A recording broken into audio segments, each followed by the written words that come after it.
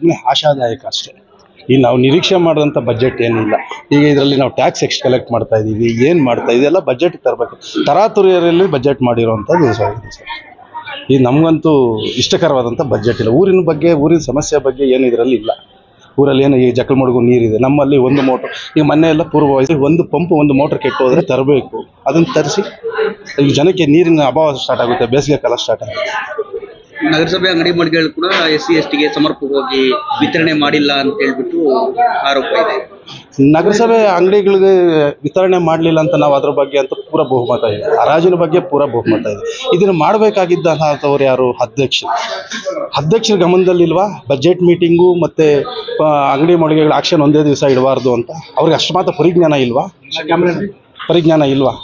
ಯಾಕೆ ಬೇರೆಯವ್ರ ಮೇಲೆ ಈಗ ದಲಿತ ವಿರೋಧಿ ಅದು ಇದಂತ ಯಾಕೆ ದಲಿತ ವಿರೋಧಿ? ಈಗ ಯಾರು ಆಡಳಿತ ನಡೆಸ್ತಾ ಇದ್ದಾರೆ ನಗರಸಭೆಯವರು, ಅವರೇ ದಲಿತ ವಿರೋಧಿ. ನಾವು ಯಾರು ದಲಿತ ವಿರೋಧಿ ಅಲ್ವಲ್ಲ. ಇದನ್ನು ಬೇಕಾಗಿ ಕನ್ಫ್ಯೂಷನ್ ಮಾಡಬೇಕು ಅಂತ ಹೇಳ್ಬಿಟ್ಟು ಇಲ್ಲಿ ತಂದಿಕ್ಕಿರೋವಂಥದ್ದು. ಇದ್ರ ಬೇರೆಯವ್ರ ಪಾತ್ರ ಯಾರು ಇಲ್ಲ. ಇದ್ರ ನೇರ ಹೊಣೆ ಬಂದು ನಗರಸಭೆ ಯಾರು ಅಧಿಕಾರದಲ್ಲಿದ್ದಾರೆ, ಯಾರು ಆಡಳಿತ ಪಕ್ಷದಲ್ಲಿದ್ದಾರೆ ಅವರೇ ನೇರ ಹೊಣೆ ಸರ್. ಈಗ ಬಜೆಟ್ ಮೀಟಿಂಗು ಮತ್ತೆ ಇದನ್ನ ಹಿಂದಿನ ರಹಸ್ಯ ನೀವು ಅವ್ರನ್ನೇ ಕೇಳಿ ತಿಳ್ಕೋಬೇಕು. ಇದು ಯಾಕೆ ಇಟ್ರಿ ನೀವು ಅಂತ ನಾವು ಸಭೆಯಲ್ಲೂ ಇದನ್ನೇ ಮಾತಾಡಿದ್ದೀವಿ. ಯಾಕೆ ಇಟ್ರಿ? ನಿಮ್ಗೆ ಅಷ್ಟು ಮಾತ್ರ ಪರಿಜ್ಞಾನ ಇರಲಿಲ್ವಾ? 99 ಅಂಗಡಿಗಳು ಹರಾಜು ಹಾಕಬೇಕಾದ್ರೆ ಕನಿಷ್ಠ ಪಕ್ಷ 10 ರಿಂದ 12 ಅವರ್ ಬೇಕಾಗುತ್ತೆ ಹರಾಜು ಪ್ರಕ್ರಿಯೆ ಪ್ರಾರಂಭ ಮುಗಿಸ್ಬೇಕಾದ್ರೆ. ಅವತ್ತೇ ಅಧಿಕಾರಿಗಳು ಆಕ್ಷನ್ ಅಂತ ಮಾಡ್ತಾರ, ಮತ್ತೆ ನೀವು ನಗರಸಭೆ ಬಜೆಟ್ ಮೀಟಿಂಗ್ ಅಂತ ಮಾಡ್ತಾರ. ತಾಲೂಕಿಗೆ MLA, ನಗರಸಭೆಗಲ್ಲ ಅವರು, ತಾಲೂಕಿಗೆ MLA. ನೀವು ಅದ್ರ ನಿಮ್ಮ ಕನ್ಫ್ಯೂಷನ್, ನೀವು ಜನಕ್ಕೆ ತಪ್ಪು ಸಂದೇಶ ಕೊಡ್ತಾ ಇದ್ದೀರಾ ನೀವು. ಇದನ್ನು ಜನಕ್ಕೆ ತಪ್ಪು ಸಂದೇಶ ಹೋಗ್ತಾ ಇದೆ. ಏನಕ್ಕೆ ಅಂದರೆ ನಗರಸಭೆ ಆಡಳಿತ ನಡೆಸ್ತಾ ಇರುವಂಥವ್ರು ಯಾರು? ನಗರಸಭೆಯಲ್ಲಿ ಬಂದು ಶಾಸಕರೇನಾದರೂ ಮೀಟಿಂಗ್ ಫಿಕ್ಸ್ ಮಾಡಿದ್ರಾ? ಶಾಸಕರ ಹರಾಜು ಪ್ರಕ್ರಿಯೆ ಮಾಡಿದ್ರಾ? ಯಾರು ಮಾಡಲಿಲ್ವಲ್ಲ. ದಲಿತ ವಿರೋಧಿ ಅನ್ನೋ ಪಕ್ಷ ಏನಾದರೂ ಇದೆ, ಈಗ ಅವ್ರಿಗೆ ಇರಬೇಕು. ಅವರೇ ಇದನ್ನು ಕುಮ್ಮಕ್ಕು ಕೊಟ್ಟಿರೋದು, ಶಾಸಕರಲ್ವಲ್ಲ. ಶಾಸಕರು ಮೀಟಿಂಗ್ ಮಾಡೋದಕ್ಕೆ ಪವರ್ಸ್ ಇದೆಯಾ ಇದರಲ್ಲಿ? ಇಲ್ವಲ್ಲ. ನೀವು ಸುಮ್ಮನೆ ಏನೋ ಜನಕ್ಕೆ ದಾರಿ ತಪ್ಪಿಸ್ಬೇಕು ಅಂತ ಹೇಳ್ಬಿಟ್ಟು ದಾರಿ ತಪ್ಪಿಸೋ ಕೆಲಸ ಮಾಡ್ತಾ ಇದ್ದೀರಾ ಸರ್.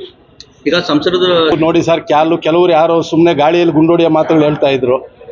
ಈಗ ನಾವು ನಗರಸಭೆ ಆಸ್ತಿಗಳು, ನಗರಸಭೆಗೆ ನಾವು ಇದನ್ನು ಹೇಳ್ತೀವಿ, ನಗರಸಭೆ ಆಸ್ತಿಗಳು ಯಾರ್ಯಾರು ಹಾಕ್ಕೊಂಡಿದ್ದಾರೆ, ನಗರಸಭೆ ಆಸ್ತಿಗಳು ಎಲ್ಲೆಲ್ಲಿದ್ದಾವನ್ನ ಗುರುತಿಸೋ ಒಂದು ಕೆಲಸ ಮಾಡಲಿ. ಯಾರು ಆಸ್ತಿ ಹಾಕ್ಕೊಂಡಿದ್ದಾರೆ ಸುಮ್ಮನೆ ಗಾಳಿಯಲ್ಲಿ ಬಂದು ನಾನು ಹೇಳ್ಬಿಡ್ಬೋದಲ್ವಾ, ನೀವು ಅಷ್ಟು ಆಸ್ತಿ ಇದೆ, ನೀವು ಅಷ್ಟಲ್ಲಿ ಬ್ಯಾಗಲ್ಲಿ ದುಡ್ಡು ಎಲ್ಲ ಸುಮ್ಮನೆ ಪರ್ಸನಲ್ ವಿಷಯಕ್ಕೆಲ್ಲ ಇದು ಮಾಡಬಾರ್ದು. ಇದು ವೈಯಕ್ತಿಕ ಕಾರಣಗಳಿಂದ ಮಾತಾಡಬಾರ್ದು. ಯಾರ ಮೇಲೆ ಆರೋಪ ಮಾಡಬೇಕಾದ್ರೆ ಅವ್ರು ನಾವು ಏನೇ ಇದೆ ಅಂತ ಆರೋಪ ಮಾಡಬೇಕಾದ್ರೆ ಸಾಬೀತು ಮಾಡಬೇಕು. ಅದನ್ನು ಗಾಳಿಯಲ್ಲಿ ಗುಂಡೋಡಿಯೋ ಕೆಲಸ ಯಾಕೆ ಮಾಡ್ತೀರಾ ಸರ್? ನಗರಸಭೆ ಬಜೆಟ್ ನಿರಾಶಾದಾಯಕ. ಏನಿದೆ ನಗರಸಭೆಯಲ್ಲಿ ಏನಿದೆ? ಅಭಿವೃದ್ಧಿ ಬಗ್ಗೆ ಏನು ಮಾಡಿದ್ದೀರಾ ನೀವು? ಏನು ಅಭಿವೃದ್ಧಿ ಮಾಡ್ತೀರಾ ಅಂತ ಹೇಳಿದ್ದೀರಾ? ಯಾವುದಾದ್ರು ಹೊಸ ಕಟ್ಟಡ ತರ್ತೀವಿ ಅಂತ ಹೇಳಿದ್ದೀರಾ? ಇಲ್ಲ ನಗರಸಭೆಗೆ ಏನಾದರೂ ಆದಾಯ ಹೊಸದಾಗಿ ರೂಪಿಸ್ತೀವಿ ಇಂಥದ್ರಲ್ಲಿ ನಾವು ಹೊಸ ಮಾಡ್ತೀವಿ ಅಂತೇನಾದ್ರೂ ಇದೆಯಾ ಆದಾಯದಲ್ಲಿ? ಬಜೆಟಲ್ಲಿ ಯಾವುದೇ ಸಬ್ಜೆಕ್ಟ್ ಇಲ್ವಲ್ಲ. ನಮ್ಮಲ್ಲಿ ಇಷ್ಟು ಬರುತ್ತೆ ಅಂತೇಳಿ ನಿರೀಕ್ಷೆ ಮಾಡಿ ಬಜೆಟ್ ಮಾಡಿದ್ದೀರಾ ಅಷ್ಟೇ. ಆ ಬಜೆಟ್ ಪ್ರತಿಯಲ್ಲೂ ಕೂಡ ಅಂಕಿಅಂಶಗಳು ಕೂಡ ಸರಿ ಇಲ್ಲ. ಈಗ ಅವ್ರದೇ ಆದಂಥ ಸದಸ್ಯರು ಹೇಳಿದ್ರಲ್ಲ, ನೀವು ಆ ಬಜೆಟ್ ಪ್ರತಿ ನೀವು ಪ್ರಿಂಟ್ ಮಾಡಿರೋದೇ ಸರಿ ಇಲ್ಲ ಅಂತ ತೋರಿಸಿದ್ರು. ಅವ್ರ ನ್ಯೂನತೆಗಳನ್ನ ಎತ್ತಿ ತೋರಿಸಿದ್ರಲ್ವಾ ಸರ್. ಅನುಭವದ ಕೊರತೆ ಮತ್ತು ಇನ್ನೊಂದು ಕಡೆ ಅವ್ರಿಗೆ ಯಾಕೆ ಅವಕಾಶ ಸಿಗ್ತಾ ಇಲ್ಲ ಬೇರೆ ಇದು ಮಾಡೋದಕ್ಕೆ. ಸಂಸದರು ಕೂಡ ಹೇಳ್ತಿದ್ರು ನೀವು ಬಜೆಟ್ ಪ್ರಕ್ರಿಯೆ ಮಾಡಿರೋದೇ ಸರಿ ಇಲ್ಲ. ಹೌದು, ಅವರೇ ಹೇಳ್ತಿದಾರಲ್ವಾ ಸರ್. ನಾವೇನೋ ಹೇಳೋದು ಬೇಡ, ಅದು ಎಲ್ಲರಿಗೂ ಗೊತ್ತಿರೋದಿದೆ, ಜಗತ್ ಜಾಹೀರಾತು ಅಲ್ವಾ. ಬಜೆಟ್ ಬಗ್ಗೆ ನಿಮ್ಮ ನಿರೀಕ್ಷೆ ಏನಿತ್ತು ಸರ್? ನಮ್ಮ ಬಜೆಟ್ ಬಗ್ಗೆ ನಮ್ಮ ನಿರೀಕ್ಷೆ ಜಕ್ಕಲಮಡುಗು, ಆಮೇಲೆ ಊರಿನ ಹೊಸ ಕಟ್ಟಡಗಳು, ಆಮೇಲೆ ನಗರಸಭೆ ಕಟ್ಟಡದ, ಮತ್ತು ಆಮೇಲೆ ಹೊಸ ಪೈಪ್ಲೈನ್ ಬಗ್ಗೆ, ನಮ್ಮದು UGD ಸಮಸ್ಯೆ. ಆಮೇಲೆ ಈಗ ನಾವು ಹೇಳಿದ್ವಿ, ಈಗ ಬಜೆಟಲ್ಲಿ ನಮಗೆ ಸದಸ್ಯರು ಮಾತಾಡಿದ್ರು, ಈಗ ನಮ್ಮಲ್ಲಿ 44 ಎಕರೆ ಒಂದು ಇದಿದೆ, ಅದರಲ್ಲಿ ನಾವು ಅದು ತಂದು ಮತ್ತು UGDಗೆ ಹೊಸ ಯೋಜನೆ ಕಲ್ಪಿಸಬೇಕು ಅಂತ ಒಂದು ಸರ್. ಈ ಥರದ ತಾರತಮ್ಯ ಯಾಕೆ ಸರ್? ಈ ತಾರತಮ್ಯ ಯಾರು ಮಾಡ್ತಾ ಇಲ್ಲ ಸರ್. ಎಲ್ಲರೂ ಹೇಳ್ಬೋದು ಸರ್, ಅಲ್ಲಿ ಹೇಳಿ ಮುಂದೆ ತೋರಿಸ್ಬೇಕಲ್ವ ಸರ್. ನಾನು ಮೀಡಿಯಾ ಮುಂದೆ ಮಾತಾಡ್ಬೋದಲ್ವಾ. ಈಗ ಅನುದಾನ ಇದೆ, ಅನುದಾನ ಇಲ್ಲದೆ ನೀವು ಅಭಿವೃದ್ಧಿ ಆಗ್ತಿದೆಯಾ? ಅಭಿವೃದ್ಧಿ ಆಗಿಲ್ಲ ಅಂತ ಯಾರು ಹೇಳ್ತಿದ್ದಾರೆ?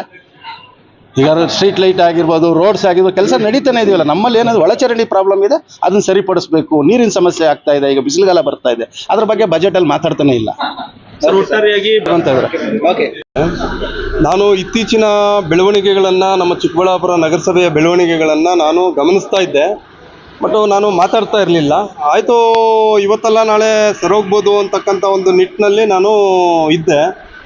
ಆದರೆ ಎಲ್ಲೋ ಒಂದು ಕಡೆ ಈ ಬೆಳವಣಿಗೆಗಳು ಆಗೋದ್ರಿಂದ ಇಡೀ ನನಗೂ ಸೇರಿ, ನಗರಸಭಾ ಸದಸ್ಯರಿಗೂ ಸೇರಿ, ಆಮೇಲೆ ಎಂಟೈರು ಚಿಕ್ಕಬಳ್ಳಾಪುರ ಜನಕ್ಕೂ ಕೂಡ ಒಂಥರ ಬೇಸರ ಆಗ್ತಕ್ಕಂಥ ಸಂಗತಿ. ಯಾಕಂದರೆ ಇವತ್ತು ನಮ್ಮದೂ ಕೂಡ ಈಗ ಹರಾಜು ಪ್ರಕ್ರಿಯೆ ಆದರೆ ನಮ್ಮ ನಗರಸಭೆಯ ಅನುದಾನ ಹೆಚ್ಚುತ್ತೆ, ನಾವೇನು ವಿರೋಧ ಮಾಡಿಲ್ಲ. ನಗರಸಭೆ ಅನುದಾನ ಹೆಚ್ಚುತ್ತೆ, ಹರಾಜು ಪ್ರಕ್ರಿಯೆ ಜಾಸ್ತಿ ಮಾಡಿದ್ರೆ. ಆಮೇಲೆ ಎರಡನೇದು, ಇವತ್ತು SC/STಗಳಿಗೆ ವಿಶೇಷವಾಗಿ SC/STಗಳಿಗೆ ಇವತ್ತು 23 ಅಂಗಡಿಗಳು ಬರ್ತಾ ಇದೆ. ಜೊತೆಗೆ ಇತರೆ ವರ್ಗಗಳಿಗೂ ಕೂಡ ಸಿಗ್ತಾ ಇದೆ. ಇದರಿಂದ ಚಿಕ್ಕಬಳ್ಳಾಪುರ ನಗರಸಭೆ ಅಭಿವೃದ್ಧಿ ಹೊಂದುತ್ತೆ, ಜನಕ್ಕೂ ಒಳ್ಳೆಯದಾಗುತ್ತೆ. ಆದರೆ ಕೆಲ ಕಾರಣಾಂತರಗಳಿಂದ ನಿನ್ನೆ ಪೋಸ್ಟ್ಪೋನ್ ಆಗಿದೆ ಮೀಟಿಂಗು. ಏನೋ ಇವತ್ತಿದ್ದು ಹರಾಜು ಪ್ರಕ್ರಿಯೆ ಏನಾಗಿದೆ, ಪೋಸ್ಟ್ಪೋನ್ ಆಗಿದೆ. ಆ ಪೋಸ್ಟ್ಪೋನ್ ಆಗಿದ ತಕ್ಷಣ ನಾನು ಕಮಿಷನರ್ ಅವ್ರನ್ನ ನಿನ್ನೆ ಬಂದು 2 ಅವರ್ ಡಿಸ್ಕಷನ್ ಮಾಡಿದೆ, ಇದು ಆಗಿರ್ತಕ್ಕಂಥ ಕ್ರಮ ಸರಿ ಇಲ್ಲ ಅಂತ. ಅದಕ್ಕೆ ಅವ್ರೇನು ಹೇಳಿದ್ರು ಅಂದರೆ, ಇಲ್ಲ ಸರ್, ಎರಡೂ ಒಂದೇ ಡೇಟ್ ಬಿದ್ದುಬಿಟ್ಟಿದೆ, ಅದಕ್ಕೋಸ್ಕರ ಇದು ಯಾಕಂದರೆ ಪ್ರೊಸೆಸ್ ಆಗಬೇಕಾದ್ರೆ ಹರಾಜು ಸುಮಾರು ಟೈಮ್ ತಗೊಳ್ಳುತ್ತೆ, ಬಜೆಟ್ ಅಂತ ನಡೆಸೋದು ಅದಂತ. ಅಂದರೆ ಅಲ್ಲಿ ಅಧ್ಯಕ್ಷರು ಉಪಾಧ್ಯಕ್ಷರು ಎಲ್ಲೋ ಒಂದು ಕಡೆ ಅದನ್ನು ಸರಿಯಾದ ರೀತಿಯಲ್ಲಿ ಮಾಹಿತಿ ತರಿಸ್ಕೊಂಡು ಜವಾಬ್ದಾರಿಯುತವಾಗಿ ಇದು ಮಾಡೋದ್ರಲ್ಲಿ ಎಡುವುದ್ರ ಅಂತಕ್ಕಂಥ ಒಂದು ಶಬ್ದ. ಆಮೇಲೆ ಇನ್ನೊಂದು ಏನಂದ್ರೆ ನಾನು ಹೇಳ್ತಕ್ಕಂಥದ್ದು, ದಯವಿಟ್ಟು ಕೂಡ ಈಗ ಮಾನ್ಯ ಅಧ್ಯಕ್ಷರಿದ್ದಾರೆ, ನಾವು ಒಳ್ಳೇದಕ್ಕೆ ಖಂಡಿತವಾಗ್ಲೂ ಕೂಡ ಎಲ್ಲ ನಗರಸಭಾ ಸದಸ್ಯರು ಸಹಕಾರ ಕೊಡ್ತೀವಿ. ಯಾಕಂದ್ರೆ ನಮ್ಮ ಸ್ವಾರ್ಥಕ್ಕಿಂತ ನಗರಸಭೆ ಹಾಗೂ ನಗರದ ಹಿತ ಮುಖ್ಯ. ನಮಗೆ ಒಳ್ಳೇದು ಮಾಡಲಿ, ನಾವು ಸಹಕಾರ ಕೊಡ್ತೀವಿ. ಇಲ್ಲಿ ಸುಮ್ಮನೆ ಏನಾಗ್ತದೆ ವಿನಾಕಾರಣ ಇಲ್ಲಿ ಎಲ್ಲೋ ಒಂದು ಕಡೆ ಸ್ವಾಹಿತಾಸಕ್ತಿಗಳು ಮತ್ತೆ ಎಲ್ಲೋ ಒಂದು ಕಡೆ ಸಾಪ್ರಶಕ್ತಿಗಳು ಉದ್ಭವ ಆಗ್ತಾ ಇದೆ. ಇದರಿಂದ ನಾನು ಹೇಳತಕ್ಕಂಥದ್ದು ಏನಂದ್ರೆ, ಈ ಗಂಡ ಹೆಂಡ್ರಿ ಜಗದಲ್ಲಿ ಕೂಸು ಬಡ ಆಯಿತು, ಎತ್ತು ಏರ್ಗೆ ಎಳೆದ್ರೆ ಕೋಣ ನೀರಿಗೆ ಎಳೀತು ಅಂತಕ್ಕಂಥ ಏನು ಗಾದೆಗಳಿದೆ, ಇದು ನಮ್ಮ ಚಿಕ್ಕಬಳ್ಳಾಪುರ ನಗರಸಭೆಗೆ ಅನ್ವಯಿಸ್ತಾ ಇದೆ. ಯಾಕಂದರೆ ಇವತ್ತು ಸರ್ಕಾರ ಇದೆ, ನಗರಸಭೆ ಅಧ್ಯಕ್ಷರಾಗಿರ್ತಕ್ಕಂಥವ್ರು ಜವಾಬ್ದಾರಿಗೆ ತಗೊಂಡು ವಿಶ್ವಾಸಕ್ಕೆ ತಗೊಂಡು ಸರ್ಕಾರದ ಮಟ್ಟದಲ್ಲಿ ರಾಜಕೀಯಗಳೇನೇ ಇರಲಿ ಆಚೆ ಕಡೆ ಮಾಡ್ಕೊಳ್ಳೋಣ. ಆದರೆ ಜನಕ್ಕೆ ಒಳ್ಳೆಯದಾಗ್ತಕ್ಕಂಥ ನಿಟ್ಟಿನಲ್ಲಿ ಎಲ್ಲ ಒಟ್ಟಾಗಿ ಕೋಆರ್ಡಿನೇಟ್ ಆಗಿ ಸಂವಿಧಾನದ ಅಡಿಯಲ್ಲಿ ಎಲ್ಲ ಅಧಿಕಾರ ವಿಕೇಂದ್ರೀಕರಣದ ಅಡಿಯಲ್ಲಿ ಕೋಆರ್ಡಿನೇಟ್ ಆಗಿ ಕೆಲಸ ಮಾಡಿದ್ರೆ ಮಾತ್ರ ನಗರದ ಅಭಿವೃದ್ಧಿ ಆಗ್ತಾ ಇದೆ. ಇವತ್ತೇನಾಗ್ತಾ ಇದೆ, ಜನ ಎಲ್ಲನೂ ನೋಡ್ತಾ ಇದ್ದಾರೆ, ಇಲ್ಲಿ ನಗರಸಭೆನೇ ಒಂಥರ ಹೇಸಿಗೆ ಪಡೋ ರೀತಿಯಲ್ಲಿ ಜನ ಅಬ್ಸರ್ವ್ ಮಾಡ್ತಾ ಇದ್ದಾರೆ. ಇದರಿಂದ ಸಮಾಜಕ್ಕೆ ತಪ್ಪು ಸಂದೇಶ ಹೋಗ್ತದೆ. ಮತ್ತೆ ಇವತ್ತು ಪೊಲೀಸ್ ರಿಸರ್ವೇಷನ್ಗಳು ಬಂದಿದೆ, ಇಲ್ಲಿ ಯಾರು ಗುಂಡಾಗಿರಿ ಮಾಡ್ತಾ ಇಲ್ಲ, ಅಥವಾ ಇನ್ನೊಂದೇನೋ ಅಚಾತುರ್ಯ ಅಥವಾ ಇನ್ನೊಂದು ಏನು ನಡೀತಾ ಇಲ್ಲ, ಏನೂ ಇಲ್ಲ. ನಾನು ಅದಕ್ಕೆ ಸಭೆಯಲ್ಲೇ ಕ್ವಶನ್ ಮಾಡಿದೆ, ಯಾಕೆ ತರಿಸಿದ್ರಿ ನೀವು ಪೊಲೀಸ್ನ? ಅಂತ ಅಹಿತಕರ ಘಟನೆಗಳು ಯಾವತ್ತಾದ್ರೂ ನಡೆದಿದೆಯಾ? ಅಥವಾ ಇಂಟೆಲಿಜೆನ್ಸಿ ಮಾಹಿತಿ ಏನಾದರೂ ಇದೆಯಾ ಇಲ್ಲೇನಾದರೂ ಅಹಿತಕರ ಘಟನೆಗಳು ನಡೀತದೆ? ಹಾಗಾಗಿ ನಾನು ಹೇಳ್ತಕ್ಕಂಥದ್ದು, SC/STಗಳಿಗೆ ಇವತ್ತು ನಾನು JDS ಪಕ್ಷದ ಸಿಂಬಲಿಂದ ಗೆದ್ದಿರ್ತಕ್ಕಂಥ ಒಬ್ಬ ನಗರಸಭಾ ಸದಸ್ಯ, ಕಾಂಗ್ರೆಸ್ ಅವರು ಗೆದ್ದಿದ್ದಾರೆ. ನಾವೆಲ್ಲರೂ ಕೂಡ ಏನು SC/STಗಳಿಗೆ ಒಂದು ರಿಸರ್ವೇಷನ್ನಲ್ಲಿ ಹರಾಜು ಪ್ರಕ್ರಿಯೆ ಇದೆ, ಅದಕ್ಕೆಲ್ಲನೂ ಕೂಡ ಸಭೆಯಲ್ಲೂ ಕೂಡ ಸಹಮತ ವ್ಯಕ್ತಿದ್ದೀವಿ. ಮೊದಲು ಕೂಡ ಇಮಿಡಿಯೇಟ್ ಆಗಿ ಆಗಬೇಕು ಅಂತ ಹೇಳ್ಬಿಟ್ಟು ಹೇಳಿದ್ದೀವಿ. ಹಾಗಾಗಿ ದಯವಿಟ್ಟು ಕೂಡ ನೋಡಿ, ಯಾರೇ ಆಗಲಿ ನಾನು ಹೇಳ್ತಕ್ಕಂಥದ್ದು, ಅಧಿಕಾರ ಯಾರಿಗೂ ಶಾಶ್ವತ ಅಲ್ಲ, ಇರುತ್ತೆ ಹೋಗುತ್ತೆ. ಇತಿಹಾಸನ ಒಮ್ಮೆ ದಯವಿಟ್ಟು ಕೂಡ ಮೆಲುಕಾಕಿ, ಇತಿಹಾಸನ ಮೆಲುಕಾಕಿದ್ರೆ ಅಧಿಕಾರ ದರ್ಪ ತೋರಿಸಿದವರು ಏನೇನಾಗಿದ್ದಾರೆ ಅಂತ ಹೇಳ್ಬಿಟ್ಟು. ಹಾಗಾಗಿ ಇದ್ದಾಗ ನಾವು ಜನರ ಪರವಾಗಿ ಎಲ್ಲರೂ ಕೋಆರ್ಡಿನೇಷನ್ ಆಗಿ ಒಟ್ಟಾಗಿ ಹೋಗಿ ಜನಪರವಾಗಿ ಕೆಲಸ ಮಾಡೋಣ. ಒಂದು ಆಚೆಗಡೆ ಬಂದಾಗ ಅವರವ್ರ ರಾಜಕೀಯ ಹಿತಾಸಕ್ತಿಗಳು ಅವರು ಮಾಡ್ಕೊಳ್ಳಿ. ಮತ್ತೆ ಇದು ಏನು 16ನೇ ತಾರೀಕಿಗೆ ಪೋಸ್ಟ್ಪೋನ್ ಆಗಿದೆ, ಆಮೇಲೆ ಯಾವುದೇ ಕಾರಣಕ್ಕೂ ಕೂಡ ಅವತ್ತು ಪೋಸ್ಟ್ಪೋನ್ ಆಗಬಾರ್ದು, ಅವತ್ತು ನಡಿಲೇಬೇಕು ಹರಾಜಿನ ಅಂತಕ್ಕಂಥದ್ದನ್ನು ಕೂಡ ನಾವು ಒತ್ತಡ ಹಾಕಿದ್ದೀವಿ ಕಮಿಷನರ್ ಅವ್ರಿಗೆ. ಖಂಡಿತ ಕೂಡ ಸರ್, ಯಾವುದೇ ಕಾರಣಕ್ಕೂ ಅವತ್ತು ಪೋಸ್ಟ್ಪೋನ್ ಮಾಡೇ ಮಾಡ್ತೀವಿ 16ನೇ ತಾರೀಕು ಅಂತ ಹೇಳಿದ್ದಾರೆ. ಹಾಗಾಗಿ ಇವತ್ತು ಸಂಘಟನೆಗಳವರು ಇನ್ನೊಬ್ರು ಎಲ್ಲರೂ ಬರ್ತಾ ಇದ್ದಾರೆ. ಹಾಗಾಗಿ ನಮ್ದು ಕೂಡ ಇದೆ, ಏನು ಎಲ್ಲರದ್ದು ನಗರಸಭಾ ಸದಸ್ಯರದ್ದು ಆಗಬೇಕು ಅಂತಕ್ಕಂಥದ್ದೇ. ಇಲ್ಲಿ ಎಲ್ಲ ವರ್ಗಗಳಿಗೂ ಸಿಗುತ್ತೆ, ನ್ಯಾಯ ಸಿಗುತ್ತೆ. ಆಮೇಲೆ ನಗರಸಭೆದು ಆದಾಯ ಹೆಚ್ಚುತ್ತೆ. ಹಾಗಾಗಿ ಇವತ್ತು ನಮ್ಮ ಸದಸ್ಯರು ಕೂಡ ಹೇಳಿದ್ರು, ಅವರು ಕೂಡ ನಮ್ದು ವಿರೋಧ ಇಲ್ಲ, ಯಾರು ವಿರೋಧ ಮಾಡ್ತಾ ಇಲ್ಲ, ಆಗ್ಬೇಕಂತ ಮಾತಾಡ್ಬೋದು ಇದ್ರ ಬಗ್ಗೆ.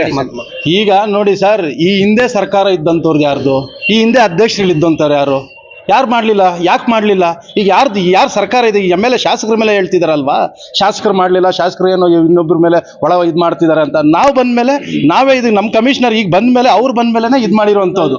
ಈಗ ಅವರೇ ಬಂದು ಆಕ್ಷನ್ ಮಾಡಬೇಕು ಅಂತೇಳಿ ಈ ಮಟ್ಟಕ್ಕೆ ತಂದು ಇಷ್ಟು ವರ್ಷಗಳ ಕಾಲ ಯಾಕೆ ಮಾಡಲಿಲ್ಲ ನೀವು? ಆಯ್ತಾ, ಇದನ್ನ ಹಿಂದೆ ಇಟ್ಕೊಂಡು ಬಂದಿದ್ದಂತಾರ ಯಾರು ಇದ್ರ ಹಿಂದೆ ಪಿತೂರಿ?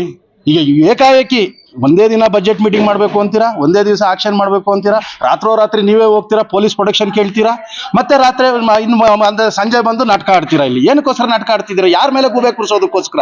ಜನ ನೋಡ್ತಿದ್ದಾರೆ ಎಲ್ಲ ನಿಮ್ಮನ್ನ, ಜನ ಎಲ್ಲ ನೋಡ್ತಿದ್ದಾರೆ. ನೀವೇ ನಾಟಕ ಮಾಡಿ ಜನ ಮೇಲೆ ಬೇರೆಯವ್ರ ಮೇಲೆ ಯಾಕೆ ಗೂಬೆ ಕೂರಿಸ್ತಿದ್ದೀರಾ? ಮಾಡ್ದಂಥವ್ರು ಯಾರು ಹಿಂದೆ ಇದ್ದಂಥವ್ರು ಯಾಕೆ ಮಾಡಲಿಲ್ಲ ನೀವು? ಈಗ ಮಾಡ್ತಾ ಇರೋದು ನಾವು ಅಂಗಡಿಗಳು ಹರಾಜು ಹಾಕಬೇಕು, ನಗರಸಭೆಗೆ ಆದಾಯ ಮಾಡಬೇಕು ಅಂತ ಮಾಡ್ತಾ ಇರೋರು ನಾವು. ಬೇರೆಯವ್ರ ಮೇಲೆ ಯಾಕೆ ಗೂಬೆ ಕೂರಿಸ್ತಾ ಇದ್ದೀರಾ? ಇದ್ರ ಕುಮ್ಮಕ್ಕೇನು?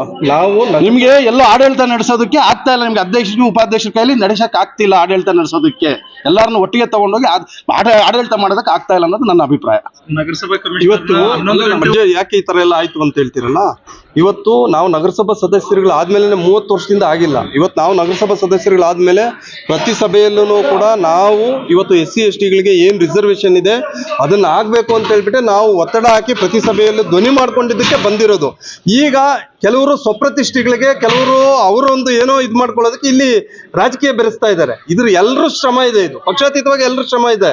ಹಾಗಾಗಿ ಇದನ್ನ ದಯವಿಟ್ಟು ಕೂಡ ತಪ್ಪು ದಾರಿಗೆ ಎಳ್ಕೊಂಡು ಹೋಗಿ ಎಲ್ಲೋ ಒಂದು ಕಡೆ ಜನರಲ್ಲಿ ಗೊಂದಲ ಉಂಟು ಮಾಡಿ ಆಮೇಲೆ ಎಲ್ಲೋ ಒಂದು ಕಡೆ ಇವತ್ತು ಅಭಿವೃದ್ಧಿಯಲ್ಲಿ ಕುಂಠಿತ ಆಗಿದೆ.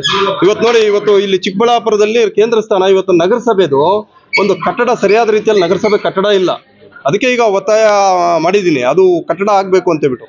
ಇವತ್ತು ನಗರದಲ್ಲಿ ಹಸಿರೀಕರಣ ಆಗ್ಬೇಕು. ಇವಾಗ ನಾವು ನಗರದಲ್ಲಿ ಓಡಾಡಿದ್ರೆ ಎಲ್ಲೂ ಕೂಡ ಒಂದು ಮರ ಕಾಣಿಸಲ್ಲ, ಗಿಡ ಕಾಣಿಸಲ್ಲ. ಯಾವ ರೀತಿ ನಾವು ಬದುಕೋದು, ಯಾವ ರೀತಿ ಮನುಷ್ಯರು ಉಸಿರಾಡೋದು, ಒಳ್ಳೆ ಗಾಳಿ ಎಲ್ಲಿ ಸಿಗುತ್ತೆ, ಇಂಥ ಒಂದು ಪರಿಸ್ಥಿತಿ, ಇದ್ರ ಬಗ್ಗೆ ಚರ್ಚೆ ಆಗ್ಬೇಕು. ನಾವು ಯಾವುದೋ ಒಣ ಪ್ರತಿಷ್ಠೆಗಳು ಮಾಡ್ಕೊಂಡು ಅದು ಇದು ಅಂತ ಬಿಟ್ಟು ಹೋಗೋದಲ್ಲ, ಹಸಿರೀಕರಣ ಮಾಡಬೇಕು. ಅದಕ್ಕೆ ಏನು ಕ್ರಮ ತಗೋಬೇಕು ನಾವು? ಮತ್ತೆ ನಗರಸಭೆ ಕಟ್ಟಡ ಇಲ್ಲ, ಅದನ್ನ ಮಾಡೋದಕ್ಕೆ ಏನು ಕ್ರಮ ತಗೋಬೇಕು? ಮತ್ತೆ ಇವತ್ತು ನಾವು ಬಜಾರ್ ರೋಡಲ್ಲಿ, ಗಂಗಂಗುಡಿ ರೋಡಲ್ಲಿ, BB ರೋಡಲ್ಲಿ ಮತ್ತೆ MG ರೋಡಲ್ಲಿ ಟಾಯ್ಲೆಟ್ಗಳಿಲ್ಲ. ಸುಮಾರು ಒಂದೊಂದು ರೋಡ್ಗೆ 5,000 ಸಾವಿರ ಜನ ಪ್ರತಿ ಜನನೂ ಕೂಡ ವಾಸ ಮಾಡ್ತಾರೆ. ಅಲ್ಲಿ ಇವತ್ತು ಟಾಯ್ಲೆಟ್ಗಳಿಲ್ಲ. ಅದ್ರ ಬಗ್ಗೆ ನಾವು ಚರ್ಚೆ ಮಾಡಬೇಕೇ ಹೊರತು ಪ್ರತಿಷ್ಠೆಗಳು ಮಾಡ್ಕೊಂಡು ಏನೋ ಅಲ್ಲಿ ಯುದ್ಧ ಮಾಡ್ಕೊಳೋದಕ್ಕೆ ಇದೇನು ಪಾಕಿಸ್ತಾನನ ಅಥವಾ ಏನು ಇನ್ಯಾವುದು ನಮ್ಮ ಇಂಡಿಯಾನ? ಇಲ್ಲಿ ಎಲ್ಲರೂ ನಾವು ಅಣ್ಣ ತಮ್ಮಂದ್ರ ತರ ಪಕ್ಷಗಳಲ್ಲಿ ಗೆದ್ದು ಬಂದಿದೀವಿ. ಆದ್ರೆ ಅಭಿವೃದ್ಧಿ ವಿಚಾರದಲ್ಲಿ ಎಲ್ಲರೂ ಕೂಡ ಅನ್ಯೂನ್ಯವಾಗಿ ಹೋಗ್ತಕ್ಕಂಥದ್ದು ನಾನು ಸಲಹೆ ಕೊಟ್ಟಿದ್ದೀನಿ ಎಲ್ರಿಗೂ ಕೂಡ, ಅದಾಗಬೇಕು ಅಂತ ಹೇಳ್ಬಿಟ್ಟು. Thank you.